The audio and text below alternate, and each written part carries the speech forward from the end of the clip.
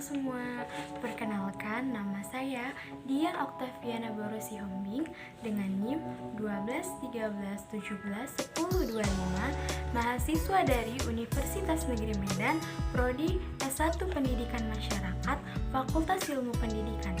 Di sini saya akan membuat video tentang pidato tentang pentingnya penerapan konsep PAUD. Sebelum itu, di sini saya membuat video untuk memenuhi tugas akhir mata kuliah saya, yaitu keterampilan penerapan konsep PAUD dengan dosen pengampu, yaitu Ibu Dwi Septi Anjaswulan SPD MPD dan Ibu Salsabila Hasiana Tanjung SPD MPD. Sebelum masuk ke materi, saya akan menjelaskan tentang apa sih pendidikan anak luar sekolah itu, atau yang sering kita sebut PAUD. Pendidikan anak usia dini atau yang sering kita sebut PAUD itu adalah ruang ekspresi yang dapat membantu proses perkembangan anak lebih optimal. Tujuannya yaitu untuk membentuk anak berkualitas sebelum memasuki pendidikan ke sekolah dasar. Di dalam PAUD, kita juga mempelajari bagaimana interaksi ketika sedang belajar, bermain bersama teman-temannya.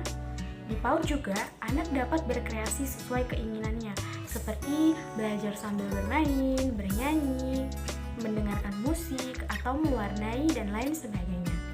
Di sini, saya akan menjelaskan tentang ciri-ciri PAUD itu. Ciri-ciri PAUD itu adalah anak-anak itu menghabiskan hampir seluruh waktunya untuk belajar, membaca, bermain bersama teman-temannya, dan juga tanpa ada paksaan ataupun tekanan dari siapapun. Jadi di dalam PAUD ini anak itu bebas berkreasi semaunya.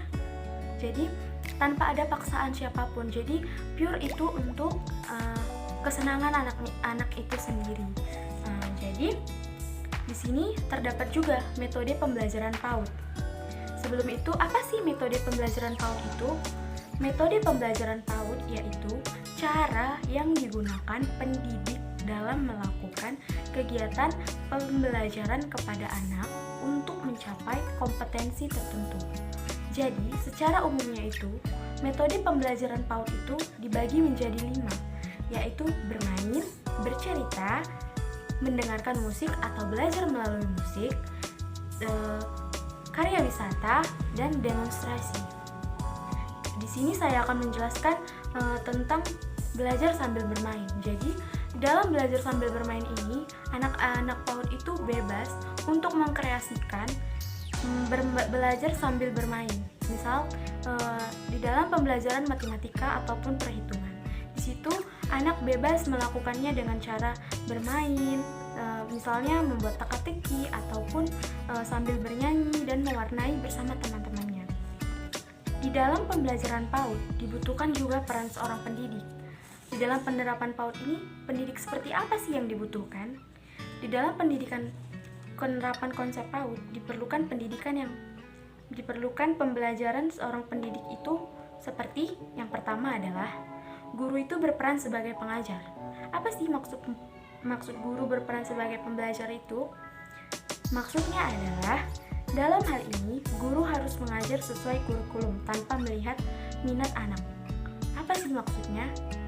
Di dalam maksudnya ini adalah guru itu harus menjelaskan atau mengajar anak itu sesuai kurikulum yang telah ditentukan tanpa membeda-bedakan minat anak ataupun misalnya anak ini minatnya tidak di sini. Jadi guru itu nggak boleh menjelaskannya itu harus sesuai kurikulum, tidak boleh membeda-bedakan. Nah, jadi yang kedua itu ada guru sebagai evaluator. Maksudnya apa? Tidak ada pembelajaran tanpa penilaian, karena penilaian merupakan proses untuk menentukan kualitas belajar dan untuk mencapai tujuan pembelajaran peserta didik. Maksudnya itu adalah pembelajaran itu semua kegiatan atau pembelajaran yang dilakukan oleh anak usia dini itu semuanya mendapat nilai dari guru tersebut, karena sudah ditentukan. Dan tanpa ada, semisal ada anak yang tidak misalnya dalam pembelajaran mewarnai, ada anak yang menggambar atau mewarnainya itu tidak sesuai dengan keinginan sang guru. Di situ guru harus memberikan nilai karena di sini pengertian guru sebagai evaluator itu adalah tidak ada pembelajaran tanpa penilaian. Dan yang ketiga itu adalah berperan sebagai komunikator. Berperan sebagai komunikator itu apa sih maksudnya? Berperan sebagai komunikator itu yaitu mendidik anak usia dini yang membutuhkan proses perencanaan dan persiapan program secara tertulis.